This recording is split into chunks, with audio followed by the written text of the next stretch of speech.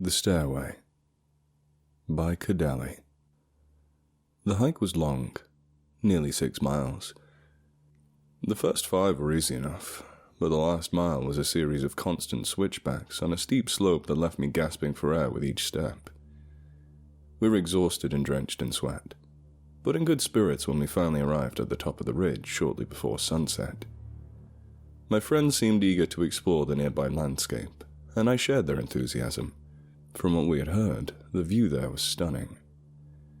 It was our annual summer camping trip, a rigid tradition that had endured since childhood. My family and the family of my 3 best friends, who also happened to be my neighbors, spent a week in this park every summer. It was a serene environment that allowed one to shed their stress, their worries, and all the troubles of the previous year. Here, next to the sprawling forests of pines and under the shadows of the Appalachian Mountains, we came to forget the problems of life and simply enjoyed ourselves. I had many fond memories of ghost stories over the campfire, hiking along the many trails that covered the park. I looked forward to this trip each and every year. However, this year was slightly different.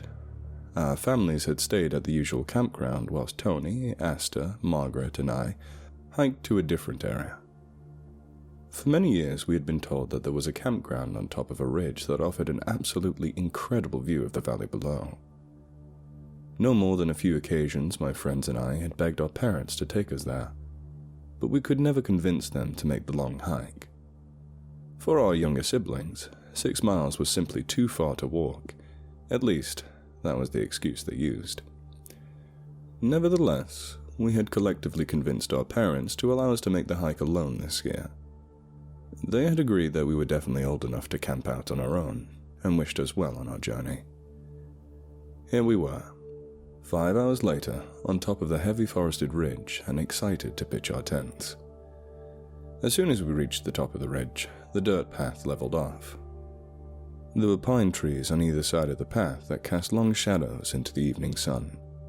About 100 yards ahead, the other edge of the ridge could be seen, and we picked up our pace in anticipation of the view. I noticed that there was a small building at the edge of the path that was built very close to the cliff. It looked like a house, and I curiously wondered who would be living up here. Turning my mind back towards the reason we were here, I hurried past the house with my friends and arrived at the opposite end of the ridge. The view was everything we had anticipated. The setting sun illuminated the valley below us. The August grass shone gold and waved with a light breeze that swept through the valley. A few wisps of cloud gently floated through the sky and were illuminated red by the dying beams of sunlight. I heard Asta and Margaret gasp in awe as they admired the landscape. Tony and I stood in silent appreciation, taking in the beauty. We must have stood there for close to 10 minutes as the sun sank ever lower towards the horizon. We were so hypnotized that we failed to notice the man behind us. As soon as I turned around and saw him, an old man, he looked perhaps 70, and he sat in a chair smoking a cigarette on the porch of the building I had seen earlier. He was looking at us with an amused expression on his face as he puffed away. Feeling a little embarrassed that all 4 of us had walked past him without so much as saying, "Good evening," I decided to approach him and introduce myself. His eyes locked on me as I walked up to his front porch. "Good evening," I said in a friendly tone. "Damn right it is," the old man immediately responded, taking another drag on his cigarette. I was a little startled by his forwardness, but I smiled and introduced myself. "My name's Chris Harding," I said as I extended a hand to him. The old man pulled out a tobacco-stained hand out of his right pocket and gave me a good, firm handshake. Walter McNeil," he said with a smile. "And these are my friends, Asta, Tony, and Margaret," I said, pointing to each of them. "Sorry for not noticing you earlier." Walter waved his hand in a dismissive manner. "It's all right. That view is a lot prettier than me," he chuckled. My friends and I chuckled along with him. I liked his sense of humor. We'd never been up here before, and we didn't know anyone had a house up here. "What makes you live here?" I asked. Walter held out his hand, palm upwards, pointing towards the scenery behind us. His eyebrows were raised in amusement. I immediately felt incredibly stupid for asking such a question. "Oh yeah, that's some view, isn't it?" I said. It is, ain't it? Best time of the whole damn year, actually. You wouldn't want to be here in January. Winters are something fierce, he stated. "Do you live here alone?" Aye, just me. Been here my whole life and I don't have a plan on moving. "So you grew up around here?" Sure did. Used to be a little town down in that valley. That's where I was born and raised. "What happened to it?" I inquired. "The town, why isn't it there anymore?" Well, nothing happened to it as much as just withered away. All the young folk of my time moved on. Didn't want their lives in the tiny little town in the middle of nowhere, Walter said with a touch of sadness in his voice. "But not you. You didn't want to go anywhere?" Nah, not me. Perfectly happy to be here till I'm dead. Walter said nothing further, seemed to go into deep thought. We stood around awkwardly for close to a minute before finally deciding to say goodbye and head into the camping area. We were tired from our hike and needed to pitch our tents and sleep. "Excuse me," I said, waking Walter from his silent contemplations. "How do we get to the campgrounds from here?" The campgrounds? Oh, just follow that trail for about half a mile. It goes along the ridge and it'll lead you straight to the clearing where you can set up camp. You'll have the place all to yourself. Hardly anybody comes up here anymore. Walter pointed to the right of his house, and our eyes followed his finger. There was a thin dirt path leading into the trees. "Okay. Thanks for the help, Mr. McNeil," I said. We waved goodbye to him and started the turn towards the trail. Just as my head turned away from the house, something caught my eye. It was another trail, even thinner, that led into the trees on the left side of the house. "Where does that trail lead?" I asked, nodding my head towards the other path. Walter glanced over towards it, and a smile crept onto his lips. He took a drag on his cigarette and responded. "Oh, that trail leads to the stairway," he said casually. "The what?" "Stairway. That's what everyone calls it. I don't think it's a proper name." "What's the stairway?" I inquired, genuinely curious. "It's the damn strangest thing I ever saw. Just a set of stairs carved out of rock. Goes right over the cliff. Been there just about forever." "What?" I said incredulously. A stairway made out of rock right over the cliff?" "Aye, exactly that. You gotta see it to believe it, but it's there." "Who built it? Why would anyone build something like that?" "Well, about 10 years ago, these archaeologists came up here to look at it. They got a load of fancy tools and such. One of them tells me that it's nearly 900 years old, if you can believe it. So, I guess the Indians must have built it. There sure ain't a hell of a lot of anybody else here 900 years ago." "I see. Why did the Native Americans build it?" "Ain't got no clue. Hell, those archaeologists couldn't even tell how they built it. Said it looked like the staircase was carved straight out of the rock. But the way it sticks over the side of the ridge, there couldn't have been any mountain to carve it out of. In fact, it's a damn miracle it hasn't fallen over. Shouldn't even be standing with how it is," Walter explained. "At least, that's what the archaeologists say." The way he emphasized the word archaeologists made it clear that Walter was not telling the full story, and was merely waiting for us to ask him to elaborate. I decided to humor him. After all, he clearly didn't get many visitors. "What do other people say?" Walter's face lit up in honest excitement, as he was given the opportunity to tell a story. His cigarette was nearly gone, and he threw the butt onto the ground and pulled a new one from his pocket. As he lit it with the match, he looked at us and asked, "You kids like ghost stories?" "Sure, we love ghost stories," Astor exclaimed. The rest of us nodded in agreement. Many ghost stories had been swapped between our families over a campfire, and a fresh one was always welcome. "Well, pull up your pants and get ready, 'cause I got a hell of a story for you," Walter said as he puffed his new cigarette. "So, there's this god, you see. It rules over this land." "Is this a Native American legend?" Margaret cut him off. "To tell you the truth, miss, I don't know. Well, very well could be, but I don't got a clue where it came from. This is just a story I heard as a boy. Jimmy Dwight's granddad used to tell it when he was drunk as hell and couldn't keep his old mouth shut. Walter laughed hard, and his laughter turned into a wheeze, which turned into a coughing fit that lasted several minutes. When he had finally composed himself, he continued with the story. So anyways, there's a god that rules over this land, and he's got these spirits under his control. And these spirits, they got a job. When somebody's close to death, when their time has come, so to speak, these spirits go to the dying man and they help him along. They take him and show him the way to the next life. So they're good spirits, you see. They help people go peacefully. Walter ruminated for a moment. It looked as if he was having trouble remembering the story. So, anyways, what was I saying? Oh yeah, there's the good spirits that take dying people away. Said one of these spirits was actually no good. He didn't do his job right. He liked it when people died, you see. There was something about it, something about death he liked. So he starts taking people when it ain't their time. Healthy people, young people, people that ain't got no business dying. And this bad spirit, he's killing them, just for the sake of killing. Ain't that awful? Yeah, sounds really bad, Tony agreed.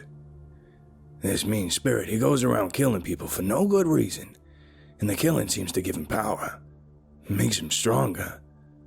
So the god figures that this can't go on any longer, so he banishes him. The bad spirit gets thrown out of God's realm. Heaven, you could call it. He lands on his ass, right in this area. And most of his powers are gone too. But not all. So the evil spirit's still here, roaming around, is that it? Aster asked. You had me, young lady, Walter responded. As I said, most of the bad spirit's power is gone, but not all.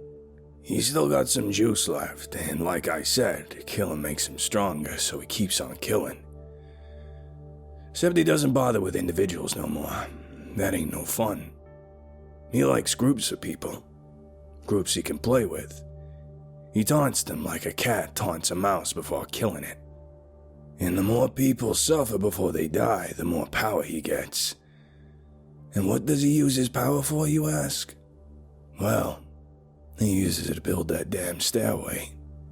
Every time he does some poor group of people in, he heads on over to that stairway and uses his power to add an extra step to it.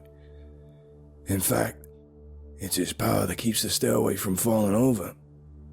He's been building that stairway for close to 1,000 years. He's a patient little bastard. He's building upwards so that one day he can get back to heaven and have his revenge. Walter laughed hard again, but thankfully his laughter did not degenerate into another coughing fit. How's that for a stairway to heaven? I chuckled at the reference to the song, but I was also impressed by Walter's story. It certainly was a rather creepy tale. It seemed perfectly tailored to scare them. An evil spirit roaming these lands, only preying on groups of people such as themselves. An excellent ghost story. And how many steps are there on the stairway now? How many groups of people have come up here and met with a terrible fate? I asked in an amused tone. There's... Walter trailed off. Well, I'll be damned if I haven't forgot. I went out on that stairway when I was young and counted the steps. But that was so long ago. I can't remember at all now how many steps there are. Of course, you're free to go and find out. Walter's coy offer piqued my interest, and I found that it also interested my friends. He told us that the trail leading to the stairway was only a few hundred yards long, and that we would still have time to see it before the sun set. It didn't take much convincing to get us on the pathway to see the legendary set of stairs. My mouth hung open in shock. It was exactly as Walter had described it. Even so, I was completely blown away by what I saw. A large staircase made entirely of grey rock, jutting out over the edge of the ridge. It was steep and had no support as far as I could tell. It looked as if it would fall over at any second. I could tell that my friends were as amazed as I was. I'd never seen anything like it in my life. Walter had understated when he called it the damn strangest thing he ever saw. We silently stared at the stone monstrosity for a long time. The sun was starting to touch the horizon when Tony spoke. How many? How many what? I responded.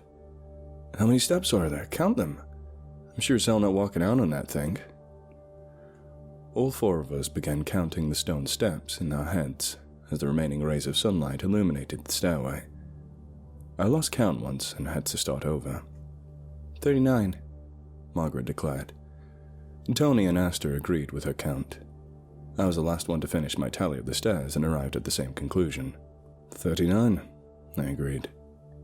39 groups of people, killed by the evil spirit that haunts these lands, Tony said in an overdone spooky voice. We laughed and Asta mentioned that we should all tell our parents about this place as soon as the week was over. We had a great ghost story to share. The sun finally dipped below the horizon and left behind only a blood-red sky. We decided to head back towards Walter's house and take the path to the campground, promising ourselves that we would come back to see the stairway at least once before the week was over. The walk to the campground was fairly uneventful. We saw Walter again as we passed by his house and told him there were 39 steps on the stairway. He mumbled something along the lines of, "Sounds about right," before bidding us good night and heading into his house. It took less than 15 minutes to walk the half-mile path to the campground area. In the fading twilight, we chatted and did our best to spook each other with the dreadful stories of the evil spirit that lurked in these woods. About halfway through the walk, Tony had spotted the dirty skeleton of a squirrel lying just off the path. Asta, the most squeamish member of the group, had been unwilling to so much as look at it. So Tony had picked up the skull and chased her with it, laughing as she let out angry cries of disgust. Margaret scolded him like a mother, warning him that he would get all sorts of diseases from animal carcasses. But Tony didn't seem to care. He chased Asta with the skull for most of the walk before finally tossing it to the ground and kicking it into the trees. It was these types of antics that I missed, and so dearly looked forward to each year as I camped with my friends. The campground was merely a clearing in the woods. It was uneven ground, a long and narrow scar in the woods that followed the high ridge we were upon. There were 3 fire pits lined up in a nice row, along with room for 3 groups to set up camp. We had the entire place to ourselves. We were seasoned experts at pitching tents, and Tony and I had a race against Asta and Margaret to see who could pitch their tents faster. Tony and I won by just a few seconds, and the girls cried foul because the ground beneath their tent was rockier and harder to drive a stake into. We all had a good laugh over it. The tent that Tony and I were using was closest to the trail, and Margaret and Asta's tent was directly opposite to ours, with a fire pit between us. In the cool night air, we built a bright campfire and cooked hot dogs on sticks, each taking turns coming up with new ghost stories. From the position of the moon, I could tell that it was easily past midnight when we finally decided to crawl into our tents and drift into sleep, exhausted from the long hike. The next day was wonderful. There were no clouds in the sky, and the gentle breeze went through the trees, keeping us cool with the hot August sun above. We passed the time in bliss, exploring the nearby woods. Margaret stumbled upon a small, pretty stream not far from the camp, and we must have spent 2 hours sitting with our feet in the refreshing cold water. Nobody said anything. Nobody needed to say anything. We were as content as we ever had been. The day, so far, had been perfect. Unfortunately, that perfection would not last. It was evening, and Tony was building the campfire.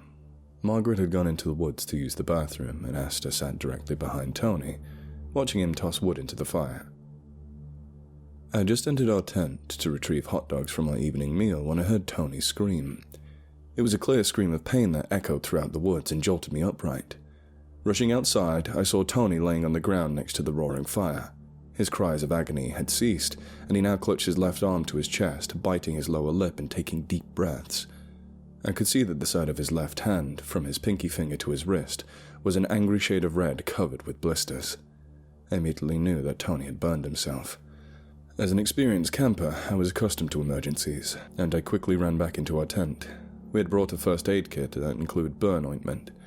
I was rummaging through my backpack, searching for the burn cream when Tony began cussing. Esther, what the fuck did you do that for? Tony cursed. There was clear anger in his voice. What? I heard Asta stutter.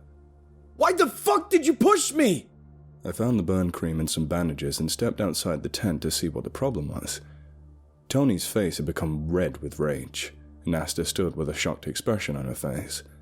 Tony looked at me whilst pointing at Asta. Chris! The bitch tried to push me in the fire! I was extremely confused by the accusation that Tony was making. I turned my head to look at Asta, who was pale with shock, then looked back at Tony. "Tony, what are you saying?"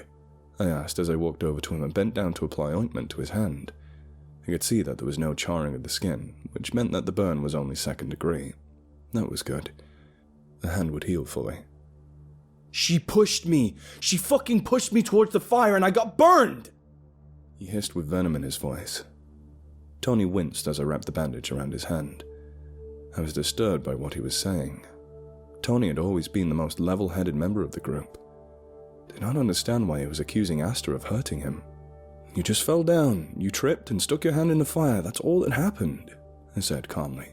"Don't blame Asta." I was pushed, I felt it.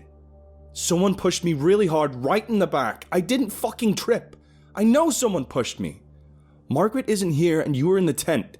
But Asta was right behind me the whole time. She definitely pushed me. I looked back at Asta and could tell that she was close to crying. I had known her since I was a toddler, and she was one of the sweetest people I had ever met. There was no way, absolutely no way, that she had tried to push Tony into that fire. Tony, why would she do that? Why would Asta push you into a fire? Think about what you're saying, I rationalized. I don't know. I don't know. Maybe she's mad about the squirrel skull I chased her with. Yeah, she was mad about that and wanted revenge. Asta choked back a sob. Tony, I would never do that. Push you into a fight? That's horrible. I'm sorry about your hand, but... Yeah, sorry that my head didn't go in the fire instead, Tony sneered back. I'm lucky I caught my balance and only touched some embers. I nearly lost my fucking face. Asta burst into tears and ran into her tent. I could hear her sobbing into her sleeping bag. Now I was angry, and I turned to Tony. What the hell is wrong with you? Why did you make Asta cry? I asked Tony in an angry tone. Because... Shut up. Shut up and think about it. You've known Asta as long as I have. Have you ever seen her do something mean, even once? Tony's face softened. His eyes fell to the ground. Well, no, I haven't, but nothing, you're being ridiculous. Asta didn't push you into the fire, nobody pushed you, you just fell. Go apologize for making Asta cry. Immediately. I had always been the strong voice of command in our group. Tony capitulated and went into the tent to apologize to Asta, but not before insisting that somebody had indeed pushed him into that fire. Margaret returned from the woods, and we filled her in on what had happened to Tony. She suggested that we should cut our trip short and get him to a doctor, but Tony was completely against the idea. He insisted that the burn was not serious. The ointment and bandages kept his hand from hurting badly, and there was no point in ruining the trip, he said. And so, with Tony and Asta on good terms again, we fell asleep in our tents and spent another cool, pleasant night on the ridge.